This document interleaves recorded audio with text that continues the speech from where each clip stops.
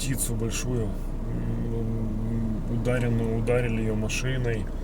И лежала на обочине дороги.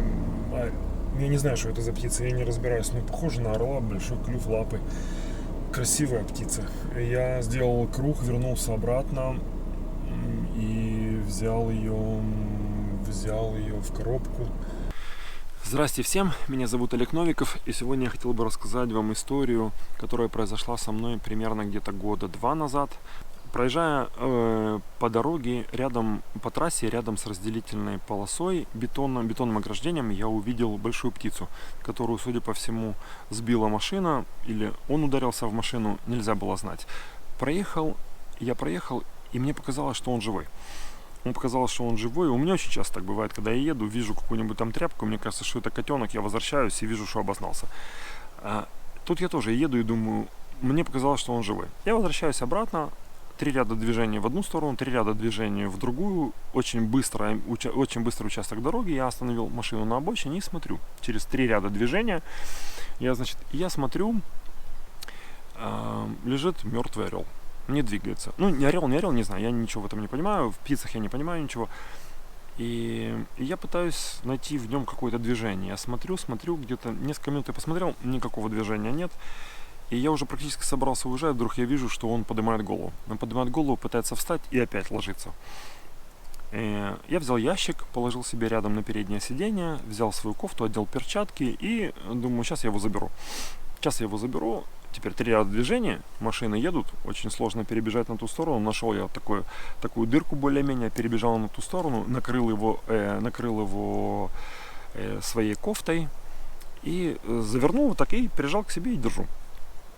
Значит, и стою, теперь надо перебежать обратно, в обратную сторону. 3 ряда движения. Теперь что происходит?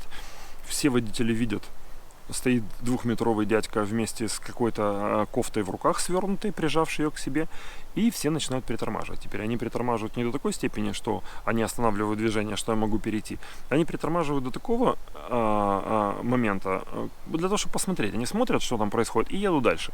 При этом они поток делают еще плотнее. И у меня вообще никакого шанса нет перебежать на ту сторону. Я смотрю, вообще никак. И я думаю, сейчас, наверное, у меня такая мысль мелькнула, сейчас кто-то позвонит в полицию, что я стою там на непонятно с чем, и приедет полицейский, как-нибудь меня оттуда заберут. И я стою, нет никакого шанса перебежать. И вдруг я вижу, в среднем ряду едет грузовик, большой грузовик. Не знаю, почему я решил, что он мне поможет издалека. Я поднял руку и стал ему махать. И он, видно, понял, он берет левый ряд чуть-чуть и перегораживает, пытался перегородить и левый, средний, и правый, но получилось так, что он перегораживает центральный ряд, в котором ехал, и правый. Он притормаживает движение так, что я, в принципе, могу перебежать. Остается мне перебежать только 1 ряд движений, я перебегаю и перебежал назад к машине. В общем, у меня получилось. Теперь, хорошо, птицу положил, котенка я знаю, как пристроить, собаку знаю, что такое, как пристраивать птицу и что с ней делать, как ее лечить, я без понятия. Когда-то давным-давно я вспомнил разговор моих знакомых, которые рассказывали о своих друзьях, которые нашли, это даже люди, которых я не знаю, которые нашли совенка, который был больной, и они через интернет нашли специальную службу, которая в Израиле занимается, они следят за парками в Израиле. Они следят за парками, и у них есть специальная служба, которая отвечает за диких животных. И я сразу вспомнил. Я еще когда ехал назад, я думаю, надо вот им позвонить. Нашел я их телефон и позвонил. Позвонила им, ответила мне женщина Галит.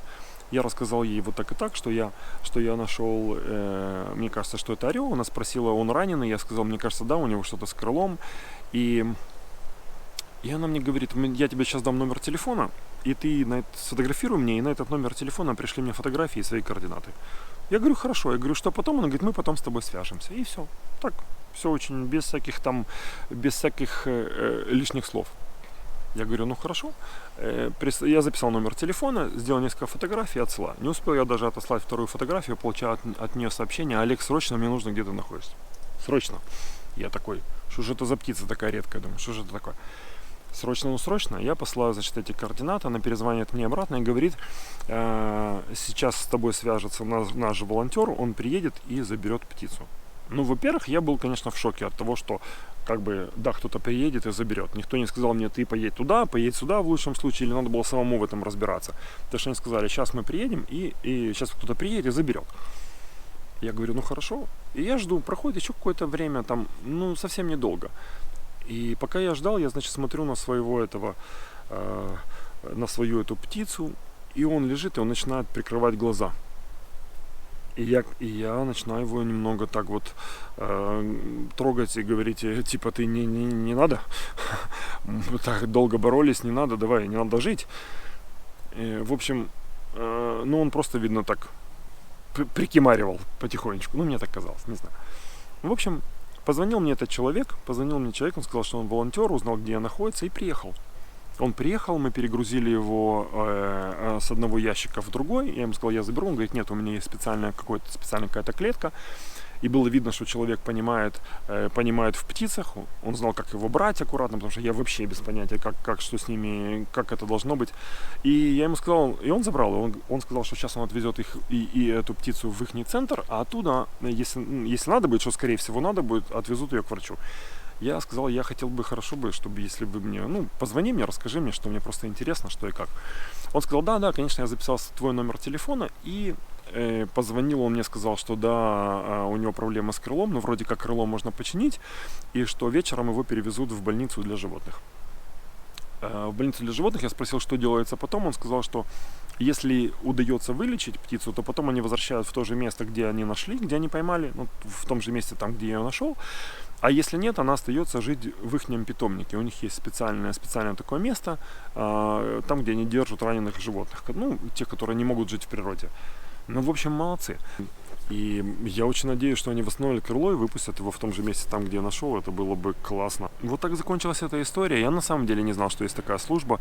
И я хотел бы вам сказать, что если у вас есть в ваших странах, там, где вы живете, есть что-то подобное, и вы как-то сталкивались, и они, да, реально помогли, то я думаю, что люди должны знать об этом. Потому что я не знал, что есть такое. Я знал, что есть такая служба, но я не знал, что у них есть такая телефонная линия, на которую можно позвонить, и тебе помогут. Ведь они реально помогли. Они на самом деле реально помогли.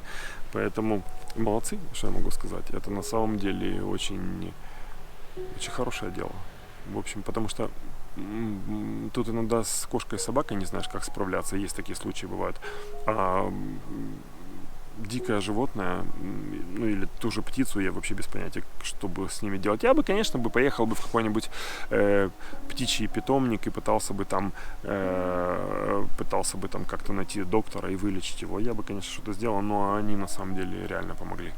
В общем, все, вот такая вот история. Но зато я посмотрел, как теперь надо правильно брать орла в руки.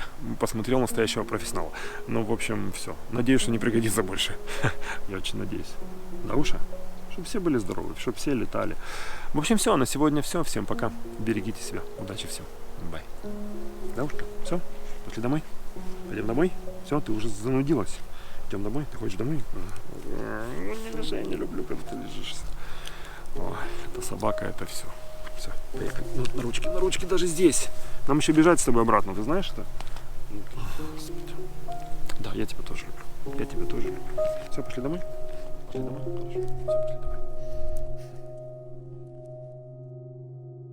домой.